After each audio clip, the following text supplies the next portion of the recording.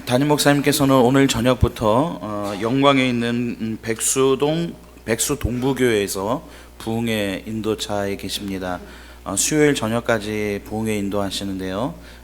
많은 은혜 끼치실 수 있도록 위에서 기도해 주시기를 부탁드립니다. 오늘 우리가 같이 읽은 말씀을 가지고요, 실족하지 아니하는 자는 복이 있도다라는 제목으로 잠시 말씀을 나누기 원합니다. 자, 이 시간에 우리 잠시 한번 앞뒤적으로 인사하실까요? 사랑합니다. 축복합니다.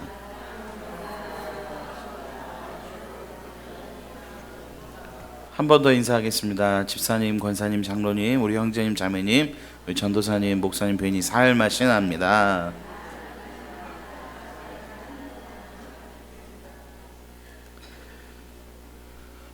건강한 육체에 건강한 정신이 깃든다라는 말이 있습니다. 아무리 고귀한 정신이라도 건강한 육체가 뒷받침되지 않으면 유지되기 어렵다는 말이죠. 자, 우리는 정신과 육체를 나누는 이분법적인 사고에 익숙해져 있지만 정신과 육체는 따로 작동하는 것이 아니라 상호 유기적으로 작용하는 것입니다. 즉, 건강한 육체는요, 건강한 정신에서 만들어지고 또 건강한 정신은 건강한 육체에서 나오는 것입니다. 이는 신앙생활에 있어서도 마찬가지인데요, 몸과 마음이 건강하면 믿음도 건강해지고 또 믿음이 건강하면 몸과 마음도 건강해지지만, 그렇지 않을 때에는 몸과 마음도 그리고 믿음도 병들곤 합니다. 그래서 사탄은요, 우리의 믿음을 넘어뜨리기 위해서 몸과 마음을 공격합니다. 질병과 사고, 염려와 근심, 불안과 공포, 그리고 실수와 실패, 그리고 사람들과의 관계 등을 통해서도 말이죠. 그런데 안타깝게도 이러한 것들로 인해서 믿음을 저버린 사람들을 종종 보곤 합니다. 오늘 본문에 등장하는 세례 요한 역시도 육체적 고통으로 인해 믿음이 상당히 흔들렸던 것 같습니다. 자, 세례 요한은요, 지금 감옥에 갇혀 있습니다. 얼마 전만 해도 그는 광야에서 아주 거침없이 회개의 메시지를 선포하던 사람이었습니다. 그리고 많은 사람이 그에게 나와 세례를 받았습니다. 어떤 이들은 그를 메시아로 생각하고 따르기도 했습니다. 그러던 세례 요한이 지금 잡혀서 감옥에 있으니 마치 발톱 빠진 사자요, 이빨 빠진 호랑이요, 날개 꺾인 독수리와도 다를 바가 없습니다. 광야에서 포효하던 그가 감옥 안에서 할 수 있는 일이라고는 아무것도 없었습니다. 사람은요, 이럴 때 무기력해지고 그래서 우울증 등에 빠지게 되는가 봅니다. 마치 엘리야 선지자도 열왕기상 19장에 보니까 오히려 죽음을 달라고 하나님 앞에 그렇게 요구했듯이 그렇게 말이죠. 자, 세례 요한은 자신의 사명이 무엇인지를 분명히 알고 있었습니다. 그래서 그는 광야에서 메시아의 길을 예비하고 있었습니다. 그리고 마침내 그는 메시아를 만났고 자신의 손으로 그에게 세례를 직접 베풀기도 했습니다. 그래서 세례 요한은 이제 메시아가 오셨으니 그분이 행하시고 그분이 이루어 가실 하나님의 통치를 그저 지켜보는가 했더니 어이없이 자신은 그만 감옥에 갇히는 신세가 되어버리고 말았습니다. 자, 그럼에도 불구하고 그의 모든 관심은 오늘 예수님께 향하고 있었습니다. 오늘 본문에서도요, 요한이 옥에서 그리스도께서 하신 일을 듣고 라고 말합니다. 오늘 제자들을 또한 보냈어요. 2절에 보니까 여기서 세례 요한이 들었다라고 하는 이 그리스도께서 하신 일은 아마도 예수님께서 전하신 말씀인 것 같아요. 오늘 5장과 7장에 있었던 말씀, 그리고 마태복음 8장과 9장에 이어서 나타나는 이 이적 등을 들을 수 있습니다. 즉, 상상수훈에서 탁월하고 권위 있는 가르침, 문둥병자와 중풍병자를 고치신 일, 바람과 바다를 꾸짖어 잔잔하게 하시고 심지어 죽은 아이를 살리신 일들 말입니다. 그런데 오늘 세례 요한이 제자들을 보내어 예수님께 묻는 질문이 좀 이상합니다. 자, 어떻게 질문하나요? 오늘 본문 3절에 보니까 이렇게 말합니다. 같이 한번 읽어볼까요? 시작. 오실 그이가 당신입니까? 아니면 우리가 다른 일을 기다려야 합니까? 오실 그이라고 하는 이 대명사는 이스라엘이 오랫동안 기다려온 메시아를 말합니다. 얼마 전만 해도 자신의 입으로 보라, 세상 죄를 지고 가는 하나님의 어린 양이시다라고까지 증거했던 세례 요한이 왜 지금은 예수님께 당신이 메시아 맞습니까? 라고 묻고 있는 것일까요? 다시 말해서 세례 요한이 예수님의 이 메시아 되심의 의문을 품은 이유는 과연 무엇이었을까요? 여러 해석이 가능하지만 두 가지로 생각해 보았습니다. 자, 첫째는요, 우리가 위에서 살펴본 대로 세례 요한이 감옥에 갇혀 있는 동안 몸과 마음이 무척 지쳐 있었던 것입니다. 자, 전에 구름같이 몰려들던 무리들은 다 흩어지고 자신은 그저 초라하게 역사의 무대 뒤로 사라져가고 있었습니다. 그런데 예수님은 감옥에 있는 자신에게 면회를 오셨다거나 아니면 이 최소한 자신의 제자들을 보내서 위로의 메시지라도 전달해 주는 등의 아무런 조치도 취하지 않았습니다. 지금 자신이 다름 아닌 예수님 당신을 위해서 일하다가 이 지경이 되었는데 어떻게 이렇게 무관심하실 수 있는지 그는 이해가 되지 않았을지도 모릅니다. 자, 이러한 사역 중단으로 인한 영적 침체와 피로감, 그리고 사람들의 관심에서 밀려난 이 공허와 상실감 뿐만 아니라 오늘 감옥 안에서 외로움과 고독감, 그리고 깊은 절망감과 두려움 등이 오늘 세례 요한으로 하여금 낙심하게 하고 무기력하게 만들었던 것입니다. 자, 그러다 보니까 그분이 진짜 메시아 맞아? 이런 의문이 생겨났던 것이겠죠. 자, 두 번째, 메시아의 사역으로서 심판이 선포되고 있지 않다라고 하는 것이었습니다.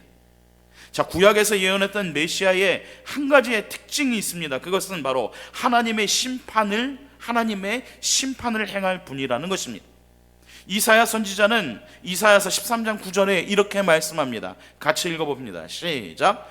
보라, 여호와의 날 곧 잔혹히 분냄과 맹렬히 노하는 날이 이르러 땅을 황폐하게 하며 그 중에서 죄인들을 멸하리니. 자, 오늘 요엘 선지자도 이렇게 예언했습니다. 요엘서 2장 11절에 보니까 이렇게 말씀합니다. 같이 읽어볼까요? 여호와께서 그의 군대 앞에서 소리를 지르시고 그의 진영은 심히 크고 그의 명령을 행하는 자는 강하니 여호와의 날이 크고 심히 두렵도다. 당할 자가 누구이랴? 자, 오늘 여기서 말하는 이 여호와의 날은 바로 심판의 날을 의미합니다. 구약 성경 곳곳에서 나오는 이 여호와의 날이라고 하는 개념은요, 하나님께서 다스리는 그 순간 여호와의 날이 그저 임한다라고 하는 그냥 단순한 생각이 아니라 여호와의 날은 분명하게 말하자면 심판의 날입니다. 메시아가 오셔서 악을 멸하고 하나님의 백성을 구원한다라고 하는 것이 구약에서 이해되는 메시아의 오심이었습니다. 그래서 메시아의 오심이 임박한 것을 보고 세례 요한은 회개를 촉구하면서 이렇게 선포했지요. 자, 어떻게 할까요? 마태복음 3장 10절부터 12절인데요 좀 깁니다만 우리가 같이 한번 읽어봅니다. 시작. 이미 도끼가 나무 뿌리에 놓였으니 좋은 열매 맺지 아니하는 나무마다 찍혀 불에 던져지리라. 나는 너희로 회개하게 하기 위하여 물로 세례를 베풀거니와 내 뒤에 오시는 이는 나보다 능력이 많으시니 나는 그의 신을 들기도 감당하지 못하겠노라. 그는 성령과 불로 너희에게 세례를 베푸실 것이요 손에 키를 들고 자기의 타작마당을 정하게 하사 알곡은 모아 곡간에 들이고 쭉정이는 꺼지지 않는 불에 태우시리라. 자, 오늘 세례 요한이 보았을 때에 자신의 불법과 불의를 지적했다고 자기를 잡아다 감옥에 가던 이 헤롯이야말로 심판받아야 할 악한 권력이었습니다. 그래서 그는 이제 메시아가 오셨으니 심판이 선포되고 뭔가가 후속 조치가 취해지기를 기다리고 있었던 듯합니다. 그리고 자신과 같이 억울하게 옥에 갇힌 자에게는 오늘 이사야 선지자의 예언과도 같이 자유와 노임이 주어질 줄 알았습니다. 그러나 아무리 기다려도 예수님은 심판을 시행할 것 같지가 않았습니다. 오히려 예수님은 그 당시에 죄인으로, 언약 밖의 사람으로, 그리고 하나님의 저주를 받은 자로 인식되었던 세리들, 병자들, 그리고 이방인들과 함께 그들과 먹고 어울리고 있었으니 그분이 진짜 메시아 맞아? 라고 하는 의심이 생긴 것입니다. 한편 오늘 세례 요한의 이런 의심에 찬 질문을 받으신 예수님의 마음은 어떠셨을까요? 다른 사람들이 의심하고 배척하는 것은 얼마든지 이해가 되지만 나 자신의 길을 평탄케 하기 위해서 앞서 보냄을 받은 세례 요한이 자신의 메시아 되심에 의문을 품고 있다라고 하는 사실에 예수님도 아마 무척 서운하고 섭섭하셨을 것입니다. 하지만 예수님은 이 요한을 책망하지 않으시고 오늘 세례 요한의 질문에 자세하게 대답하십니다. 오늘 4절과 5절 말씀인데요, 같이 읽어볼까요? 시작. 너희가 가서 듣고 보는 것을 요한에게 알리되 맹인이 보며 못 걷는 사람이 걸으며 나병 환자가 깨끗함을 받으며 못 듣는 자가 들으며 죽은 자가 살아나며 가난한 자에게 복음이 전파된다라. 아멘. 자, 무엇이 전파된다라고요? 복음이 전파된. 자, 그렇다면 오늘 여기서 말하는 복음이 무엇입니까? 보지 못하는 자, 즉 맹인이 보는 것이며, 또 걷지 못하는 못 걷는 사람이 걸으며, 나병 환자가 어떻게 돼요? 깨끗함을 받으며, 못 듣는 자가 들으며, 죽은 자가 살아나며, 가난한 자에게 복음이 전파된다. 오늘 당신이 메시아 맞습니까? 아닙니까? 라고 말하던 오늘 이 세례 요한의 질문에 예수님은 내가 메시아 맞다라고 대답하는 것이 아니라 오늘 구약 성경 이사야 선지자의 글을 인용하시면서 메시아가 왔을 때에 일어날 일들이 지금 성취되고 있음을 말씀하셨습니다. 그러므로 그 자신이 바로 메시아임을 밝히셨던 것입니다. 다시 말해서 세례 요한은 당신이 메시아라면 메시아가 해야 할 일, 즉 악인을 심판해야 하지 않느냐라고 물었는데, 이에 예수님은 메시아가 와서 해야 할 일은 죄인을 심판하는 것이 아니라 구원하는 일이라고 대답하신 것입니다. 그렇다면 왜 메시아의 사역에 대하여 예수님과 세례 요한의 견해가 달랐던 것일까요? 구약에는 구원을 가져오는 메시아와 심판을 행하시는 메시아가 모두 다 들어있습니다. 그래서 심판에 대한 이야기는 그 성격상 더 강렬한 언어로 묘사되어 있습니다. 그런데 오늘 세례 요한을 포함해 그 당시에 유대인들이 미처 생각하지 못했던 것이 있었는데, 그것은 바로 메시아가 이중적, 즉 그리스도의 초림과 재림으로 오실 것이다라고 하는 사실이었습니다. 그러니까 구약에서는요, 초림과 재림을 한꺼번에 설명한 거예요. 그러니까 구원이 선포됨과 동시에 심판까지도 설명을 했던 것이죠. 그런데 오늘 이 이스라엘 백성들과 또 이 세례 요한은 이 이중적인 모습을 그저 한 번에 보았던 것입니다. 그리고 그 메시아가 먼저는 구원주로 오시고 나중은 심판주로 오실 것이다라고 하는 것이지요. 오늘날 유대인들은 이 사실을 이해하지 못하고 받아들이지 않고 있습니다. 끝으로 예수님께서 세례 요한의 제자들에게 마지막으로 하신 말씀을 보십시오. 6절 말씀 볼까요? 시작. 누구든지 나로 말미암아 실족하지 아니하는 자는 복이 있도다. 여러분, 지금 예수님께서 누구를 염두에 두고서 하신 말씀이라고 생각하십니까? 맞습니다. 바로 세례 요한 그입니다. 따라서 이 말씀은 실족 직전에 있는 세례 요한을 향한 권면이자 경책이기도 합니다. 다시 한번 짚고 넘어가고자 합니다. 세례 요한이 실족할 위험에 처하게 된 원인이 무엇입니까? 그것은 메시아에 대한 오해, 즉 자기가 생각하고 기대했던 이 메시아의 실제, 메시아로 오신 예수님께서 하시는 그 일이 달랐기 때문입니다. 이는 오늘날 우리에게도 마찬가지입니다. 우리가 신앙생활을 하다가 언제 실족하게 됩니까? 언제 하나님의 하나님의 살아계심을 의심하게 됩니까? 언제 시험에 빠지게 되고 실망하게 되죠? 언제 좌절하게 됩니까? 그것은 나의 기대와 하나님의 역사가 일치하지 않을 때입니다. 나의 바람과 하나님의 인도가 달랐을 때예요. 우리의 필요와 하나님의 응답이 달랐을 때입니다. 우리의 계획과 하나님의 계획이 달랐을 때입니다. 우리의 시간과 하나님의 시간의 때가 달랐을 때입니다. 자, 그러면 이럴 때 우리는 어떻게 해야 할까요? 자기 중심성과 이기심, 욕심과 조급함을 내려놓아야 합니다. 그리고 하나님의 계획표에 우리의 계획을 맞추어야 합니다. 하나님의 시간표에 우리의 시간을 맞추어야 하는 것이에요. 하나님은 말씀하셨습니다. 이사야서 55장 8절에 보니까 내 생각은 너희의 생각과 다르며 내 길은 너희의 길과 다름이니라. 그렇습니다. 믿음의 삶이란 내 생각을 내려놓고 하나님의 생각을 따르는 것이에요. 내 길을 내려놓고 하나님의 길을 택하는 것입니다.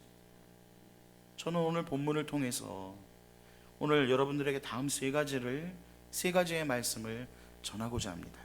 자, 첫 번째는요, 진실한 의심은 더욱 단단한 믿음을 가져온다는 것입니다. 자, 이게 무슨 말일까요? 오늘 세례 요한이 비록 예수님에 대해 의심을 했던 것은 사실입니다. 그러나 그의 의심은 불신에서 나왔다기보다는 오늘 이 메시아에 대한 간절한 열망을 나타낸 것이다라고 할 수 있습니다. 그래서 예수님도 세례 요한을 책망하지 않으셨어요. 비판에는 정말 사랑하기 때문에 하는 비판이 있는가 하면 그저 자기 감정에 사로잡혀 미움과 분노를 가지고 하는 비판도 있듯이 오늘 의심에도 정말로 알고 싶어하는 진실하고 정직한 의심이 있는가 하면 오히려 악의에 찬 의심이 있습니다. 이러한 진실하고 정직한 의심은요, 오히려 진리를 바르게 살고 싶어하는 열정의 다른 모습이기도 합니다. 이런 의심은 하나님께서도요, 반드시 믿음이라는 열매를 맺게 해주십니다. 무신론자에게 신앙인으로 지성에서 영성으로 그 문턱을 넘어왔던 우리 이어령 전 문화부 장관을 기억하십니까? 그가 어느 세미나에서 외쳤던 말이 매우 의미가 있습니다. 한번 그 밑에 글 한번 같이 보시죠. 무조건 믿기만 하지 말고 의심이라는 과정을 통해 더욱 단단한 믿음을 가지십시오. 아마 무조건적이고 편향되게 그저 믿기만 하라고 하는 그런 어떤 모습 속에서 아마 이 이어령 교수의 저 말은 상당히 오늘 우리 그리스도인들에게 많은 것들을 생각하고 시사하게 합니다. 자, 둘째는요, 승리주의의 위험입니다. 이 세상은 메시아이신 예수님을 통해서 하나님의 나라가 이미 도래했으나 아직 완성되지 않는 긴장 상태에 있습니다. 따라서 악의 세력이 여전히 활동하고 있으며 악인이 형통하고 의인이 고난받는 그런 모순된 일들이 발생할 수 있습니다. 자, 그렇게 보면 세례 요한은 이러한 하나님 나라의 역사를 터득한 최초의 인물입니다. 이는 우리도 마찬가지입니다. 오늘도 악한 영들과 어둠의 세력들은 우리를 넘어뜨리려고 온갖 방법을 다 동원합니다. 그래서 실족하게 하고 의심하게 하고 상처받게 하고 실망하게 하고 좌절하게 해서 우리의 믿음을 송두리째 흔들어 놓습니다. 그러나 여러분, 이러한 시험이 오거든 세례 요한이 실족할 즈음에 예수님께서 물었듯이 오늘 예수님께 물으십시오. 예수님께 기도하십시오. 예수님께 지혜를 구하고 성령님의 도우심을 구하십시오. 우리의 예수님은 우리를 결코 꾸짖지 아니하시고 외면하지 않으시고 오늘 우리에게 피할 길을 주시며 우리를 도와주실 것입니다. 그래서 끝내는 믿음의 승리자가 되게 하실 거예요. 마지막 세 번째는요, 우리의 믿음이 나 중심이 아니라 말씀 중심으로 이어져야 합니다. 내 중심이 아니라 말씀 중심입니다. 타락한 본성이 아직 남아있는 우리는 예수님을 믿고 하나님을 섬겨도 자기 중심적으로 믿고 섬깁니다. 내가 이웃을 사랑해도요, 자기 중심적으로 사랑합니다. 그래서 이웃이 더 힘들어하고 부담스러워하고 피곤해합니다. 이러한 자기 중심적이고 이기적인 믿음은요, 잘 성장하지 못해요. 기쁨이 없고 감사가 없습니다. 그리고 신앙의 기복도 심합니다. 여러분, 우리는 예수님을 믿고 예수님처럼 살겠다라고 따라 나선 예수님의 제자들입니다. 자, 그렇다면 우리는 오직 그분의 말씀인 성경대로 믿고 살아야 합니다. 그러나 우리는 종종 내 생각대로, 내 마음대로, 그저 내 의지대로 믿고 따를 때가 있습니다. 어쩌다가 예수님의 말씀과 내 생각이 충돌이라도 하게 되면 우리는 눈 하나 꿈쩍하지 않고 그냥 내 방식대로 밀어붙입니다. 그리고 나는 구원받았다, 하나님의 자녀다, 예수님이 나의 주인이라고 고백을 합니다. 죄송한 말이지만 그것은 신앙이 아니라 신념입니다. 여러분, 잊지 마십시오. 예수님의 제자란 자기 생각, 자기 주장, 자기 욕망을 내려놓고 오늘 예수님처럼 생각하고 말하고 행동하는 사람입니다. 그러므로 이제부터라도 우리는요, 나 중심의 사고에서 벗어나서, 오늘 나 중심의 믿음에서 벗어나서 오늘 말씀 중심의 사고, 즉 말씀 중심의 믿음을 가져야 합니다. 자, 그렇게 함으로써 우리 주님 다시 오시는 그날까지, 혹은 우리가 하나님 앞에 가는 그 날까지 여러분 믿음의 길에서 실족하지 않는 저와 여러분들이 되시기를 바랍니다. 주님께서 이 시간 우리에게 이렇게 말씀하십니다.